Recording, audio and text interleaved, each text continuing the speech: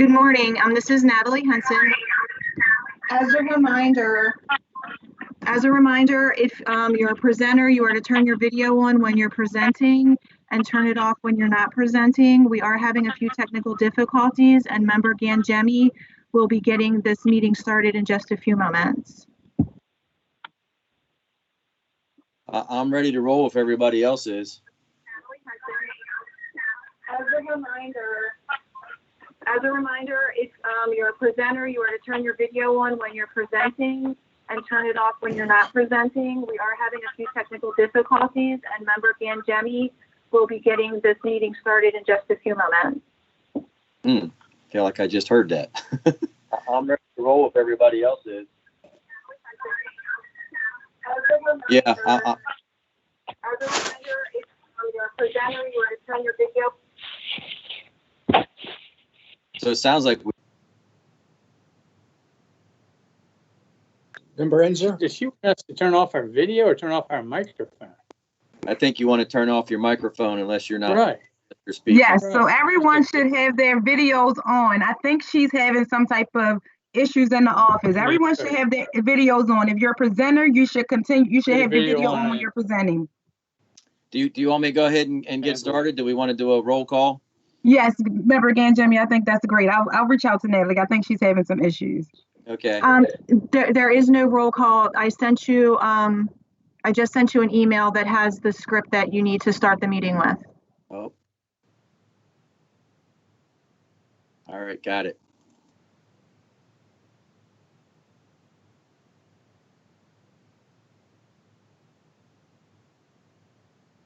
All right, here we go.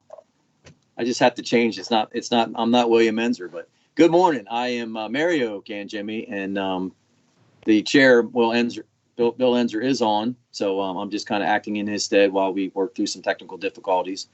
I hereby call the meeting of the Capital Committee to order at 9:09 a.m. Due to the COVID situation and in accordance with the new live streaming law, this meeting is being conducted via video conference and being live streamed on the MDTA Capital Committee page. All members will have their video active during the entirety of the meeting. I ask that anyone who is presenting or answering a question to please turn your video and audio on when speaking. When you are done, please turn your video off and put your audio on mute. And candidly, everyone should have their audio on mute until they are speaking. For members of the public who have pre-registered to speak on an agenda item, we invite you to listen in, but ask that you please refrain from disrupting the meeting. I will provide you an opportunity to comment after your agenda item is presented. We appreciate everyone's patience and ask that you hold any comments until the designated time. To minimize background noise during the call, I would ask that everyone on the line please mute your phones except when speaking. And now we can move on to agenda item number 1, which is, as I scroll down. All right, so we need an approval of the open session meeting minutes of September 3rd, 2020. Do I have a motion? So moved. So moved. Member Cox. All right. Member Cox moved. Member Gaines seconded. Any discussion? Second. All in favor? Aye. Aye. Any opposed? All right, great. So we are done with. We have an approval of the minutes. Now we can move on to Abby Tamrat with the concrete wall repairs. Oh, there we go. Good morning. My name is Abby Tamrat. I'm a structural engineer working for a structures group. I'm presenting FT 3010 000 4 zeros actually, repair to the concrete wall and replacement of 15 kV cable and conduits. The purpose of this project is to perform structural concrete repairs and walls and underside of the roadway slab inside the fresh air ducts below the tunnel roadway. The scope also includes replacing existing 15 kV cable and conduits between the east and west ventilation buildings, as well as the full length of the cable, the full length of the tunnel.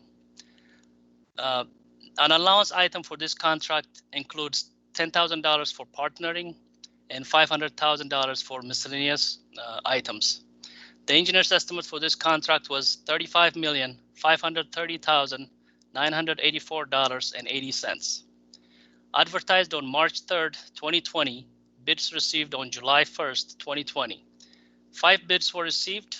Low bid was submitted by Fresnay Inc. in the amount of $29.2 million. We are recommending award of this contract to Fresnay Inc. Low bid price was 18% below the engineer's estimate. There was a bid protest on this project. However, it was denied by MDTA on September 3rd, 2020. Bid analysis was performed and the low bid was found to be acceptable. Bid justification is attached for your use. MBE goal for this contract is 18% with 7% African American and 4% Asian American and 1% goal for VSBE. Fresnay's MBE plan approval is pending with DOP. Fresnay has successfully completed work on prior MDTA contract as well as other state agencies. We called references for VDOT and other agencies, and they were happy with Fresnay's work.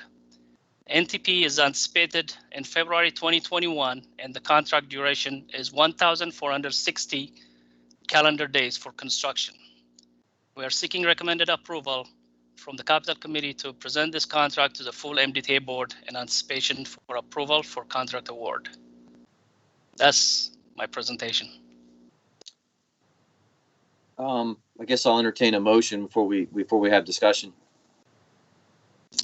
So move. All right, so I got member Gaines with the move, and since Mr. Cox came in second, we'll give him the second. I have a question.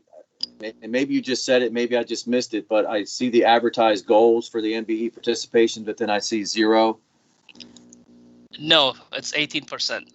Okay, so they're meeting the goals. Oh, no, the contractor, I would defer to DOP. I'm not sure if they submitted MBE percentage. That's pending. Approval is pending. Okay. But the contract requires 18% with 7% African American and 4% Asian Americans. So I'm guessing Mr. Font got an answer. So are we voting on approval or can you Good morning. approval or? This is Donna. They Okay. did submit the goals to meet. They did submit a plan to meet the goal. We just do not have the Okay. approved plan back from CRFP. So this is a contingent Okay. approval item pending approval of that, but they do intend to meet the goals established. Okay, good. All right, so to be clear, we're providing contingent approval only at this time. Correct. Okay. Well then, all in favor? Wait, do we have questions? Oh, sorry. I have a question. What is it? How much of the mobilization do they get in the first estimate? Is it 50%? No, it's much less. It's 2 million out of their mobilization is low. It's 2 million, which is the engineer's 2 million. estimate was 2.6. So they were close in mobilization. No, but of that 2 million, they get 50% of the first estimate, don't they? Yes, that's yeah. They get And then 50% and Or then 5 or 50%. 10% a month after that. Right. Correct. Yeah, we just don't want them to get. I mean, they're very low on this thing. I don't want to see them get ahead of us, or they've got collected more money than they put into the job. But I guess they have bonds, so we're protected that way too. Right. Yes. Right. And any further questions?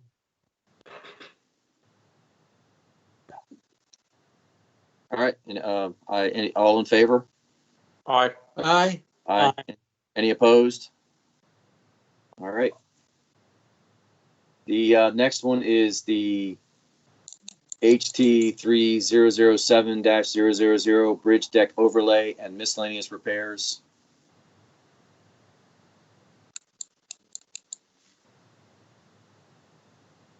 Good morning, everyone. My name is Raul Sabiano, and I'm presenting HT 3007, the bridge deck overlay and miscellaneous repairs for HOY 014001 and HOY 013001. The bridge deck overlays and miscellaneous repairs to be performed under this contract are located in Howard County, 2 bridges. As I've mentioned, HOY 014001, which is on I-895 over US 1 on Patapsco River, and this was built in 1973. HOY 013001 is on I-895 northbound on-ramp over Patapsco River and was built in 1957. The scope of the project includes the following: maintenance of traffic, deck, joint replacement, replacement of compression seals, which will be stage construction, mechanical milling of the deck surface, and overlay with the latex modified concrete. It also includes replacement of deteriorated parapet and median walls. The engineer's estimate for this contract was $6,202,861.40. It was advertised on September 18th, 2019. There were 7 bids received on January 8th, 2020. The original low bidder was non-responsive as part of the protest due to the use of third-tier contracting, which is prohibited in Maryland. So we're moving forward with the next apparent low bidder, Concrete General, which is a price of... Mr. Chairman, can I interrupt just 1 second? Yes. What was it again, the problem with the elimination of the low bidder? It was the use of a third-tier contracting, and possibly Donna can elaborate on this one on the third-tier contracting rejection. Thank you. Good morning. Again, this is Donna. Thank you. So what happened was they proposed to submit, they requested third-tier contracting after the fact. They wanted to go through a non-MBE second-tier contractor and get third-tier approval. What Roel said is not totally correct. It is allowed, but you have to justify why you cannot meet the goal with a second-tier subcontractor, and they did not meet that burden. Other contractors, the other bidders, all met the goal with second-tier contracting and did not have to go to a third tier, so it was not allowed and they were rejected. Thank you, Donna. Appreciate I'm not it. familiar with the term second-tier contract. You mean like a second-tier sub, I guess, subcontractor? Yes. Yes. So first tier, so if you just hire a contractor to just do some of the work for you, is that a first tier or So you have, a second? so you have your prime contractor, their subs are Right. second tier. They were Second proposing tier. to use non-MBE second tier, and then third tier, the work. And the third tier would have been MBE, I guess. Yes. Why wouldn't they just go to the third tier directly? I don't understand. Correct. You don't Absolutely correct. You don't either. Yeah. All right. All right. Okay. I'll Well, entertain. fortunately, it only cost us $20,000 to reject them. That's the good part, I guess. Right. Yeah. Yeah. Thank God. Do you have a motion to continuously approve this? So moved. Is there a second? Second.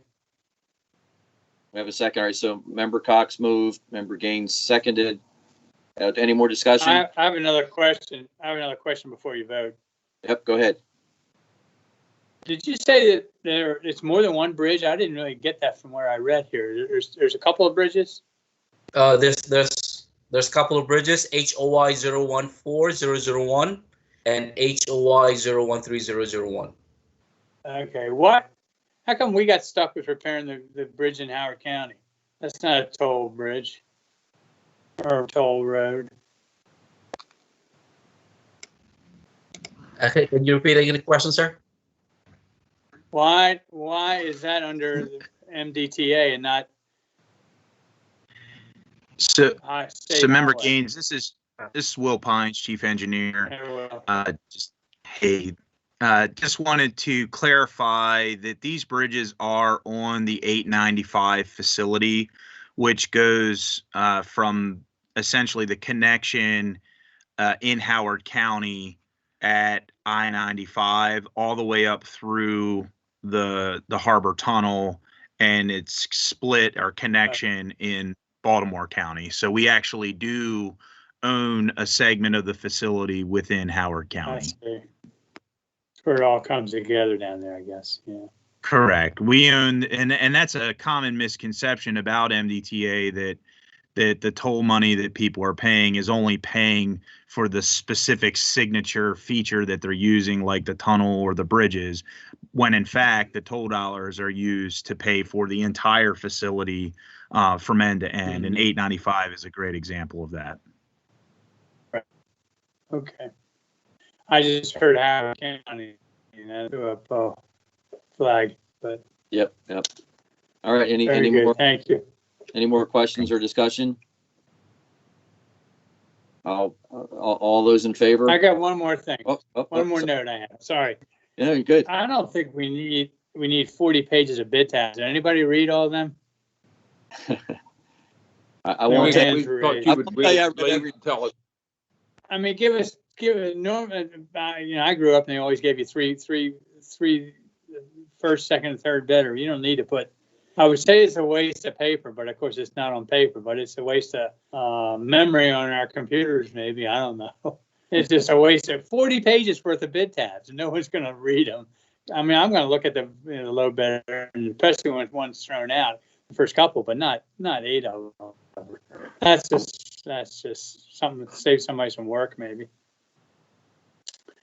All right. No comments. I'm ready to vote now. All in favor? Aye. Aye. All right. Any opposed? All right. That is contingently approved. Thank you. Now we're going to talk about the CTP process and additions. Jeannie's on.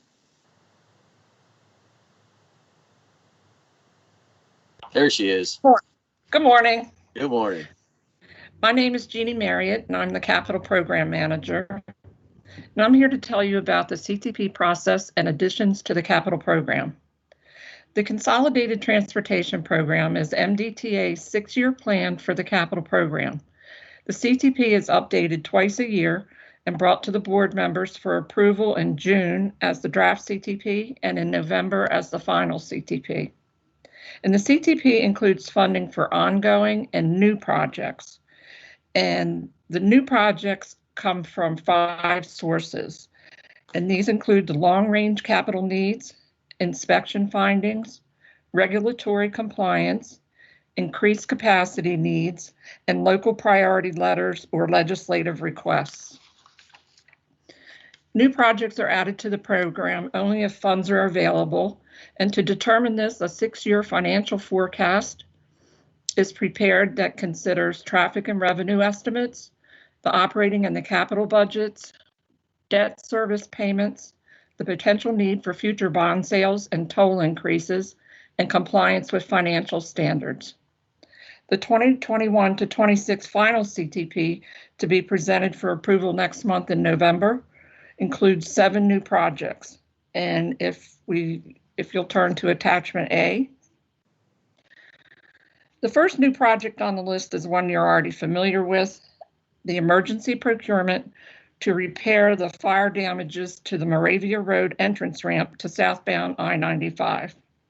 The damage was quite severe and will cost us about $5 million to repair, and I believe you're going to hear more about that later this meeting.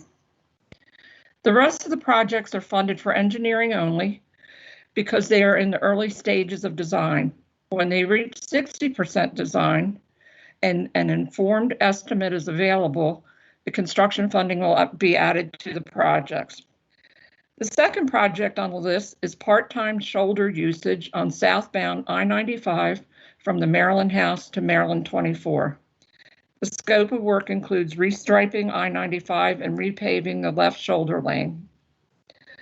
ITS devices will be installed as the control system will open and close the left shoulder lane based on traffic conditions. Next project is the Tidings Bridge interim high-speed AET conversion. High-speed AET lanes will be constructed at the existing toll plaza.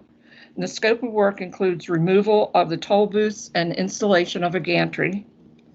And this condition will remain in effect until the permanent AET conversion is designed and constructed. That's in the very early stages. That hasn't been advertised yet. Also on the JFK Memorial Highway is the Maryland 24 northbound auxiliary lane from Maryland 924 through the Singer Road intersection.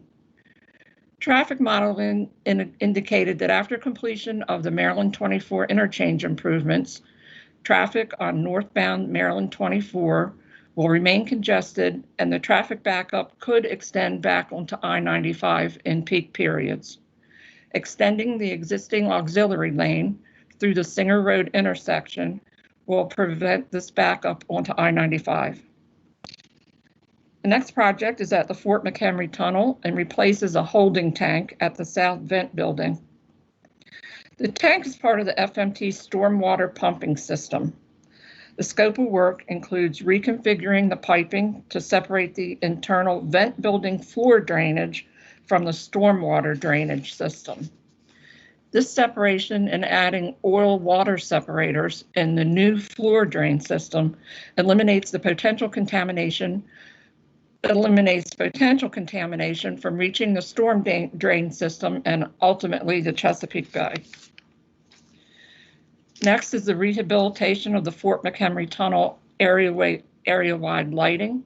The scope of work includes replacing and upgrading lighting, electrical and communication feeds, cables, circuits, vaults, cabinets, junction box covers, and conduit.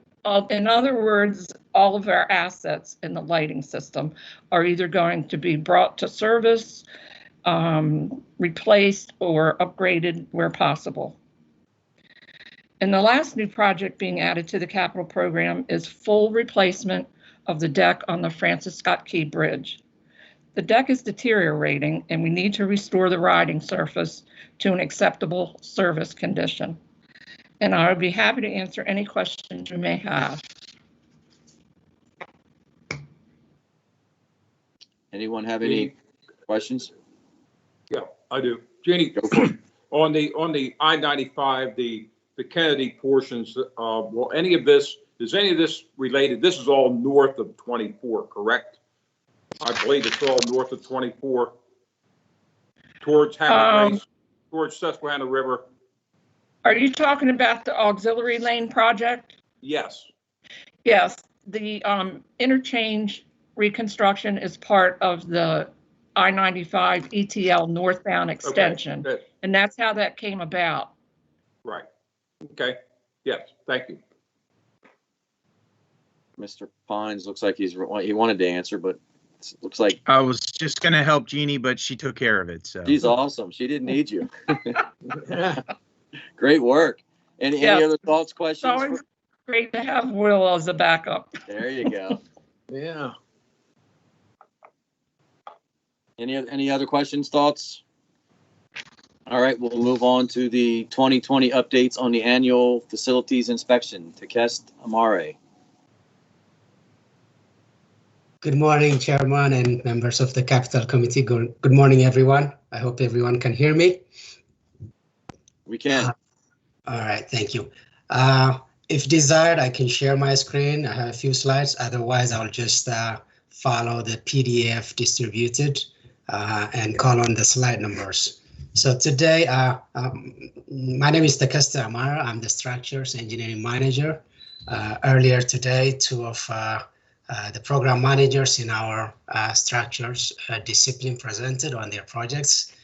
Today, I will present on the third program, which is the annual inspections program. Abhi presented on, Abhi is our capital projects program, and he presented on the first project, and Roel is our systems, our structures preservation program manager, and he presented on one of his projects, the second project. So our third program in the structures discipline is the annual inspection program. So I will give you the annual update on our 2020 inspections. So let me try to share my screen real quick. See if you can see it.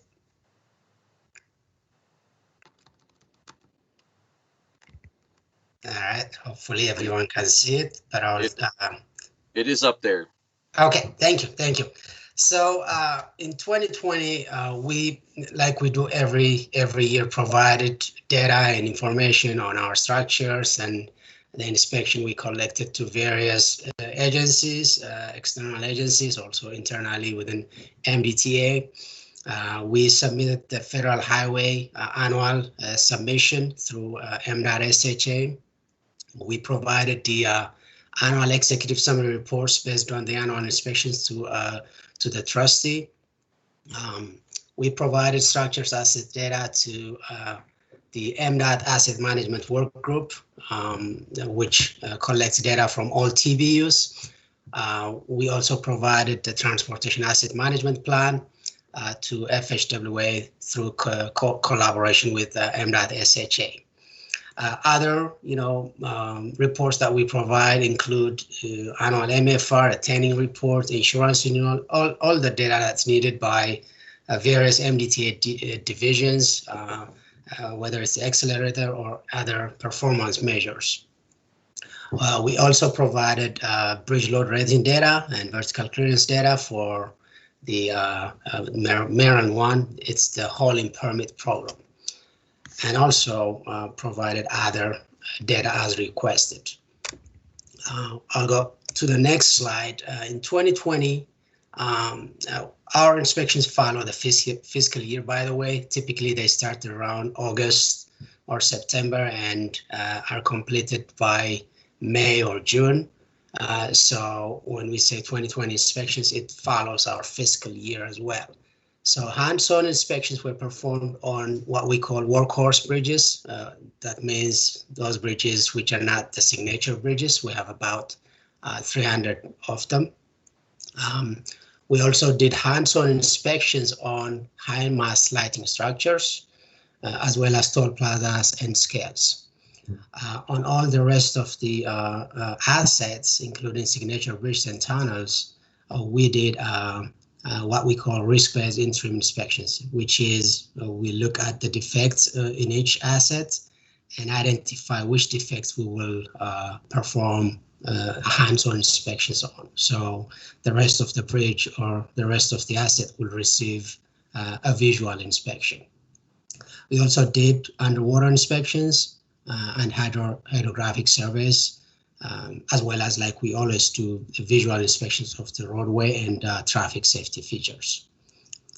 Moving on to slide number 4, major updates or inspection findings in 2020 from the hands-on inspection concluded that the workhorse bridges were in overall in satisfactory condition. Some, change that happened last year, the Canton Viaduct, which is currently being replaced, and the northbound is open to traffic, as long as along with the ramp to Share Road or to Halliburton Avenue. I'm sorry. IA-95 over Patapsco Flats Bridge was, the superstructure was replaced. Bradshaw Road over I-95 as part of the ATL was replaced and open to traffic. Old Joppa Road over I-95 is under construction. Major findings, the typical findings include minor faults on concrete, cracks, and steel corrosion. This is an overall, the typical findings we got from most bridges. Moving on to high-mast lights. Overall, our high-mast lights are in good condition. A majority of those in FMT tunnel, in FMT facility were replaced. Some defects include loose hardware and non-functional luminaires.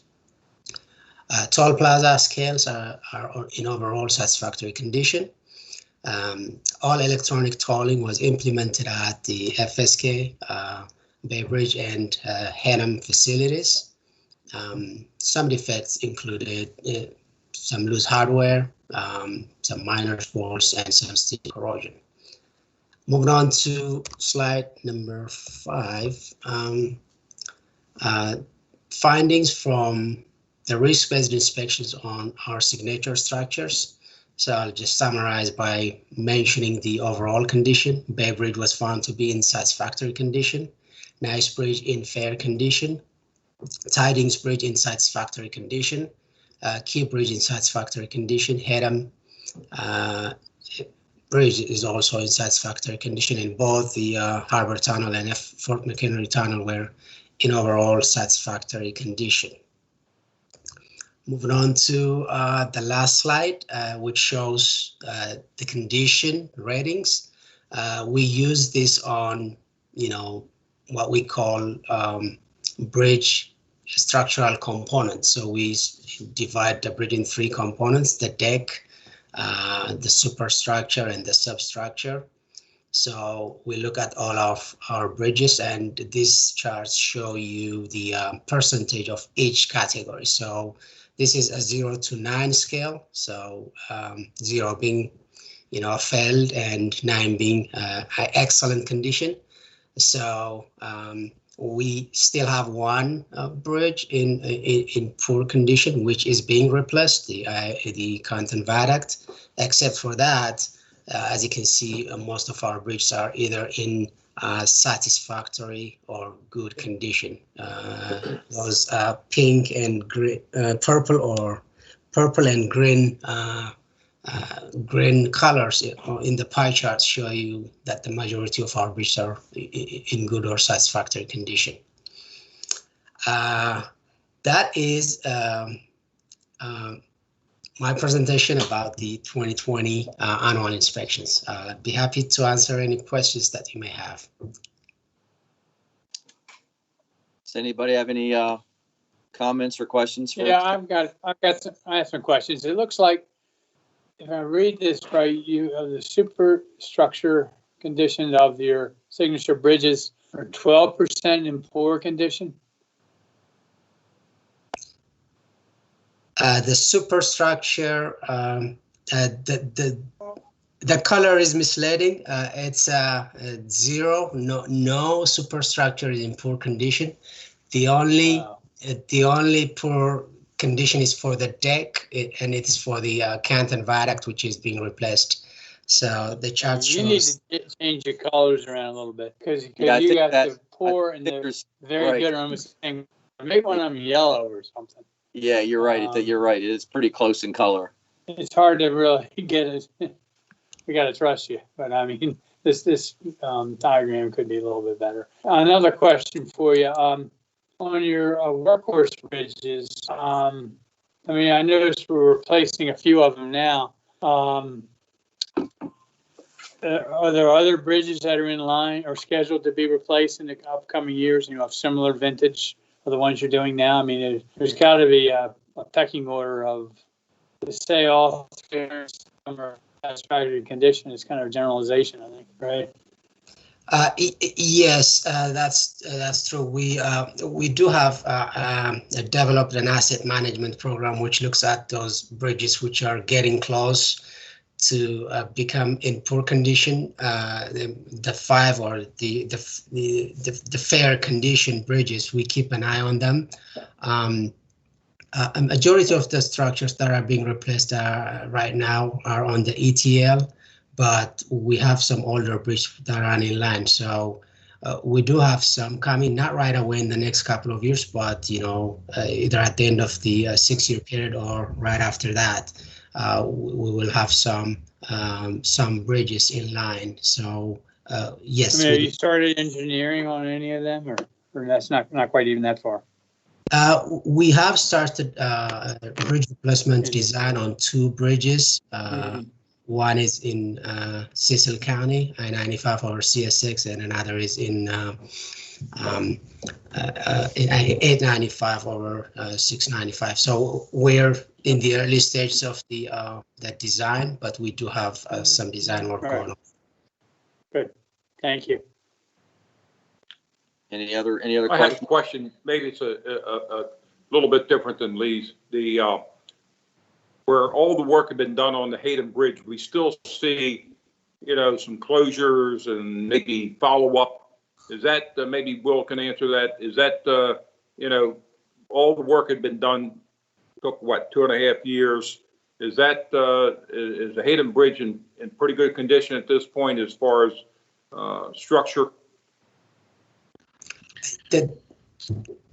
You want to take it to Kesta? Go ahead and start, and if needed, I'll jump in. Yeah. For its age, the Hatham Bridge is really, you know, in satisfactory, in fair condition, in good condition. We don't see a lot of really new defects from our inspections. We've done some rehabilitations in the past, so it is, you can say, in good condition. Will, you may add if you want.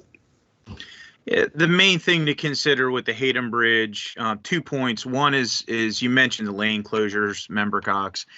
We will have lane closures on the facility that are associated with the AET conversion that's ongoing. There's been a lot of ongoing utility work at the facility. And so, you know, obviously to continue with the toll plaza demolition and all, there's going to be upcoming work there. Associated with the AT conversion. Some of those closures extend back further than just immediately at the plaza, just to meet, you know, compliance with all of the MOT standards. So and may impact the actual bridge lanes in order to do those closures. Secondly, we do have it in the capital program to paint the Hatham Bridge. The bridge, we did what's called seam painting on the box members several years back now. And so much like all of our steel bridges, we do have to have a regular preservation program to keep the paint in good condition. Because if the paint lags, then you get structural defects that occur from the rusting and corrosion by not having a good paint system. So we have the painting program in the 6-year capital program. It's not started at this moment, but we will be funding that shortly. And, so that, like all of our signature bridges, they take tender love and care, and we're going to continue to do that to keep Hatham going. Good. Thank you very much. Well, Absolutely.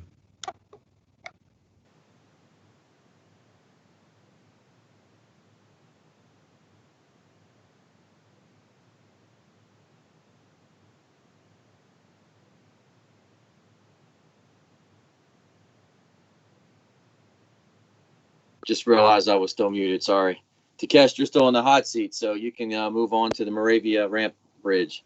All right, thank you. Let me go ahead and share the other presentation real quick, and let's see, just a second. Okay, let's go to the next file. All right, okay. Hopefully you all can see the slides. Yeah, we're good.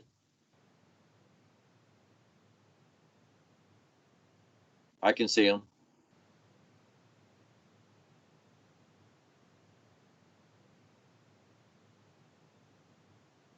Or did we freeze?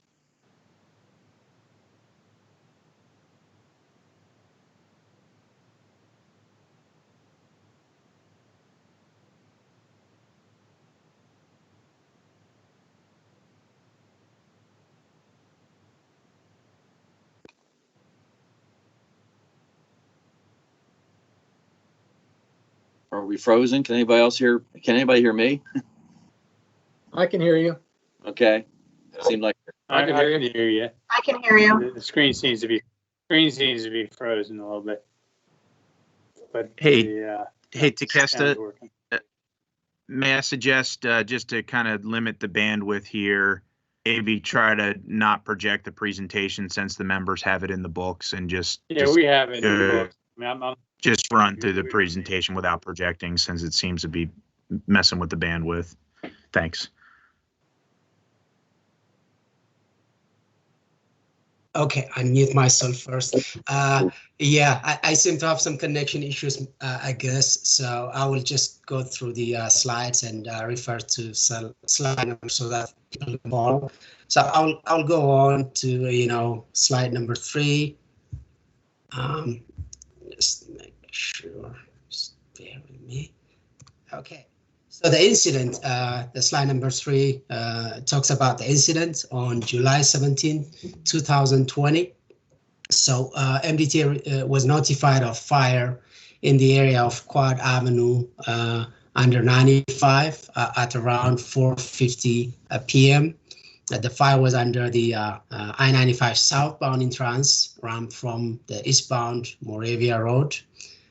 And there was a report of vehicle fire within the Frankfurt towing property. So as you can see in the pictures below, it was reported in the media, and the picture on the left show you what it looked like. But I'll go over some of the defects later on. So as soon as we got the report, we sent out our inspection team. The immediate impact was the closure of traffic. The ramp, you can see the area on the right, takes a single lane of traffic from Moravia Road to I-95 southbound, carries about 6,500 vehicles per day, and peaks at 600 during weekday mornings.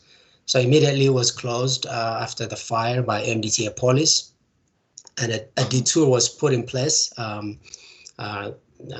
to detour traffic outside this damaged area. And the detour was coordinated with the Baltimore City Department of Transportation.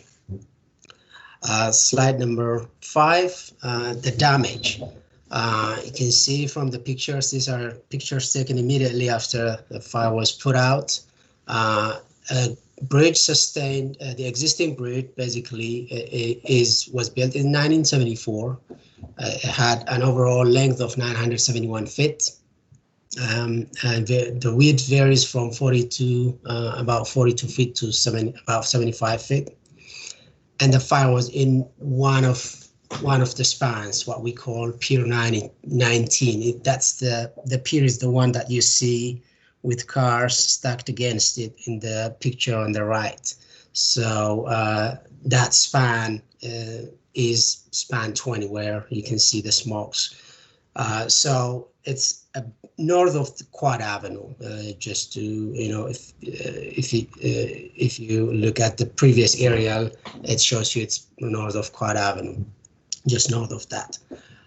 Moving on to slide number 6, shows you what we found out during the previous annual inspection, the regular annual inspection back in 2019.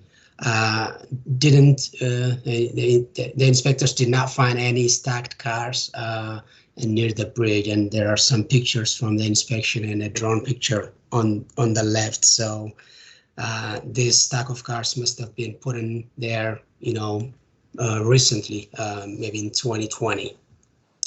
Moving on to slide number 7. The damage inspection. After the fire was put out, we were able to, let our inspectors inspect the bridge up close with man lift that you see at the bottom picture. And those are some of the pictures that shows the sustained damage to the girder. So 4 out of the 6 steel girders were really damaged significantly. You can see how the web of the girder is really, has a lot of deformation. So does the flange of the web. These are the structural carrying members. So it was a significant damage. Moving on to slide number 8. Just more on the damage to the superstructure. You can see one of the girders, girder number 4, cracked. The flange cracked as a result of this damage, and there was some more deformation of those stiffeners that you can see from some of the pictures. Overall, a significant damage to the superstructure, the steel superstructure. Moving on to slide number 9, there was also damage to the bridge deck and the parapets. So in span 20, there was a sag of up to 6 inches, and you can see that being measured at the bottom left picture. And if you look closely at the picture to the right at the bottom, you can see the sag right, north of the joint. There were some fractures in the pier cap and distortion in the stay in place formwork. So these two damage show you that, we did need to, close this bridge, obviously, until some immediate repairs were done. Some damage to the substructure, the pier where the fire was there, sustained some damage, spalling and delamination of concrete, and some of the bearings, the pedestals were spalled, so the bearings were floating. So, which means that the bridge was not fully supported to the substructure. So moving on to slide number 11, I will go over some of the emergency repairs that we did. After the initial inspection, we mobilized one of our on-call contractors to install temporary shoring to support the bridge. So overall, we had three towers. We have two full width towers, which support the entire width of the bridge, north and south of the pier, which was damaged. So in the plan view, you see them as the blue, as the orange. I'm sorry, as the green boxes. So those were meant to support that damaged portion of the bridge from the splice to the splice. And we also added one of those, the one you see in the middle of the picture, half width. And that shoring tower was meant to support that fractured girder that I showed you earlier. And we did some splicing of the girder so that it can be supported. So we did a little bit of some rehabilitation, immediate rehabilitation or repairs, and also support of the bridge. Moving on to the next slide, it shows you those repairs that I mentioned. Those splices are the ones that you see in the picture on slide 12. So now once this was done, then the next slide shows you some of the reopening of the bridge. So as you may remember that there are 6 girders and 4 of them were damaged. And what we did was we closed the western portion of the bridge and opened the eastern portion of the bridge. So we let the half of the bridge remain closed while we opened the limited width that we can open to traffic on the left. So relatively based on the damage and the work that has to be done, it was opened back to traffic relatively quickly. And that was a really good coordination between the contractor, MDTA, and also our consulting partners. Moving on to the next slide, 14, I will go over the design for the complete replacement of the damaged bridge. So because of that damage, after some testing and surveying was done, some testing was done on the material, surveying was done on the deflection and other impacts on the deck. And we decided to replace a portion of the bridge about 65 feet long across the pier that was that sustained the fire. So the superstructure, the girders are going to be replaced from splice to splice. That's the 65 feet long, and all 6 girders would be replaced. And the concrete deck would be replaced a little bit further.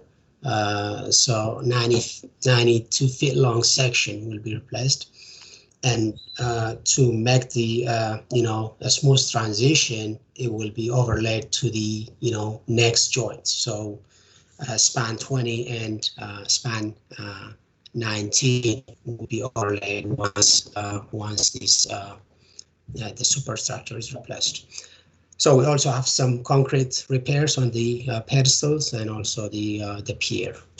So that design was concurrently ongoing as the temporary shoring was being installed. So the slide number 15 shows you the stages of construction. So currently the west side of the bridge deck is close to traffic. So that will be the first one that will be replaced. So the deck and the damaged girders would be removed, and then new girders would be installed, and a new deck will be cast. So it shows you in that colored map to the right. So that kind of greenish or cyan colored one is what shows you the replaced one in phase one.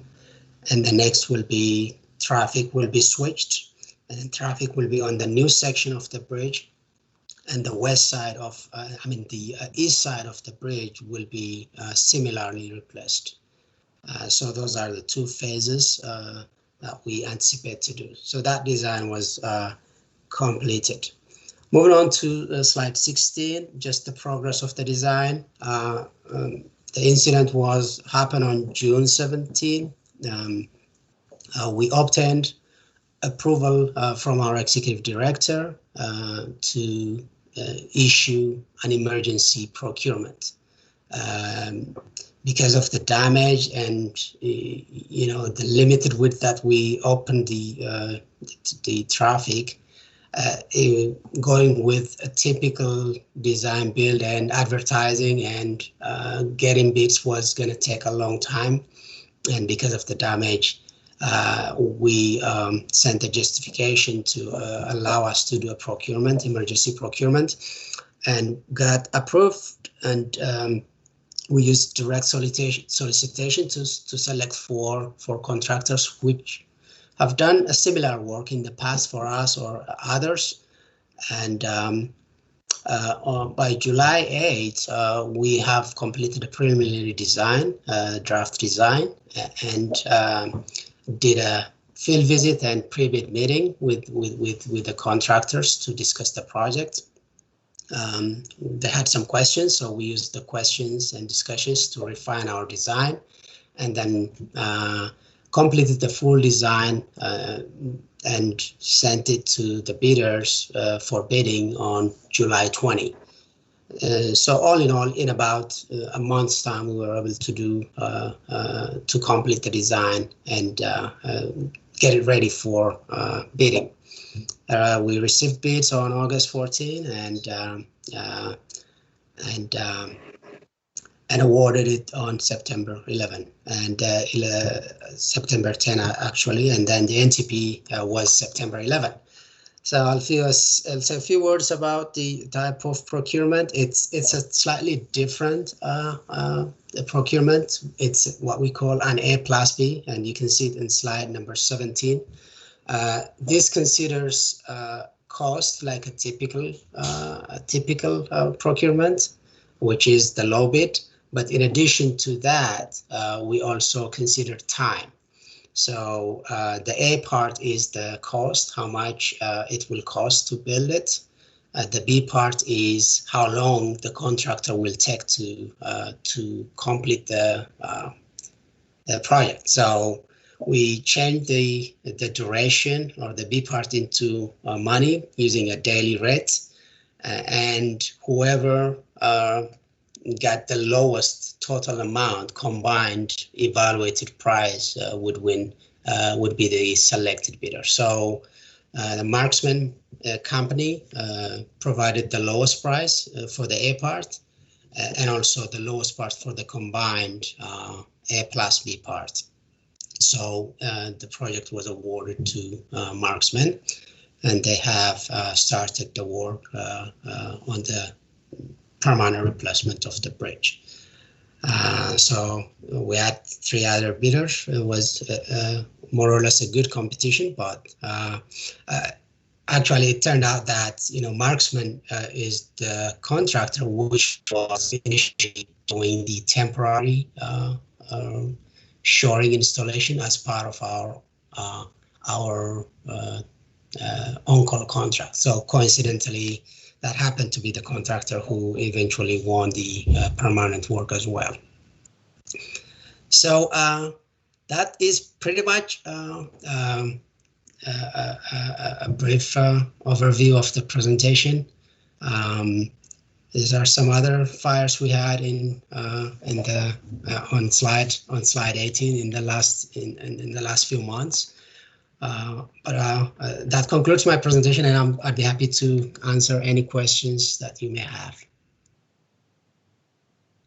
Well, I'm going to start off and say thanks. That was really good detail on what happened and how we did our emergency repairs and what we're going forward. That was well done. Thank you. Thank you. Very good. Anybody else have any questions? Good presentation. Yeah. How much did we spend on the temporary repairs? It was around, not an exact number, but between like 300 up to 400,000 dollars. And Marksman, kind of rented that from a subcontractor called Sunbelt, and we continue to use that as part of the permanent replacement as well. And as needed, if the contractor needs to modify it, we have items in place to be able to modify that if the work requires it. Well, it's amazing they got it, the repairs so quickly, and then you guys got the bid together, and now that's really good work. I know in government it's hard to act that quickly, but it seems like you guys really did a Good job. Thank you. On that. Thank you. And so how did we? So how did you come up with a $10,000 a day number for the calendar days of construction? Just curious. It wasn't really a very detailed calculation, to be honest with you. We discussed it in engineering and felt like, and we used previous liquidated damage and things like that to come up with that. Will looks like he wants to chime in. I was just going to say that this item's going to have some discussion in closed session, and I think there might be a few factors to consider that will be discussed then. We'll talk about that later. Is there a time factor on the contract? No, does they get a bonus for finishing early and a penalty for going later or not? Yes, there are provisions in the contract that if they don't finish within the time that they said they would, there would be assessed liquidated damage. Liquidated damages, yeah. Yes, yes. It'll probably be, yeah. Very good. Excellent presentation. Thank you. And anybody else have any thoughts or comments before moving on? All right, well then I will ask for a motion and a second to go into closed session to consult with counsel, to obtain legal advice, as well as staff, consultants, and any other individuals about pending or potential litigation. So moved. So moved. Second? So I think I got Member Cox on the motion. He beat Member Gaines and Member Enter with the second. How do you quicker? So any other discussion?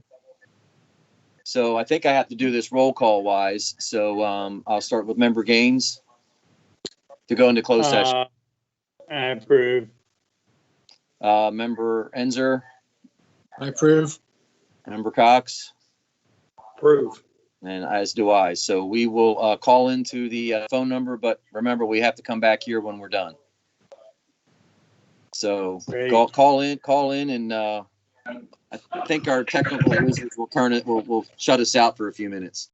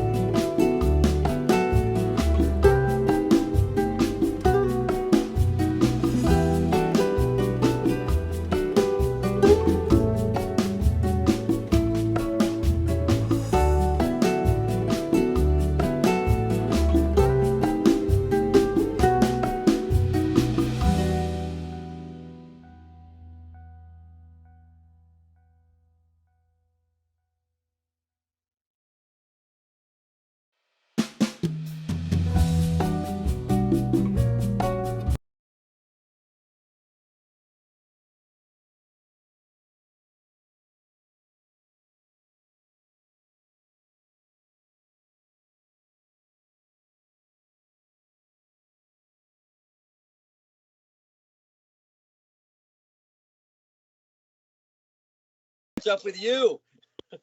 Don't be fooled, Ebony. It's his wife that's in the Ebony, you know, I background. mean, Ebony, come on now. Yeah, I think she's on the I side. mean, Harford County, you Member know, Jimmy. and Cecil County, we're in there.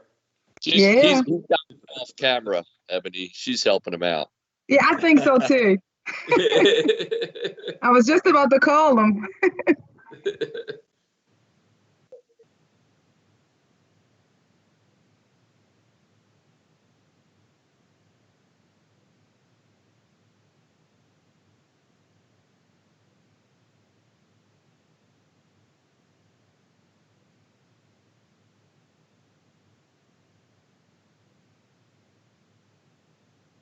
Microphone on, let them know you're there.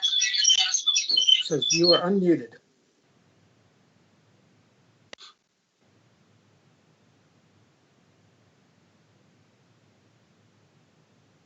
So we got member Enzer back. We don't see him, but I'm sure we will. And I think we're just waiting on member Gaines. Oh, and there he is. Member There he Gaines is. is back. Member He got Cox is back from his match in a hurry, you know?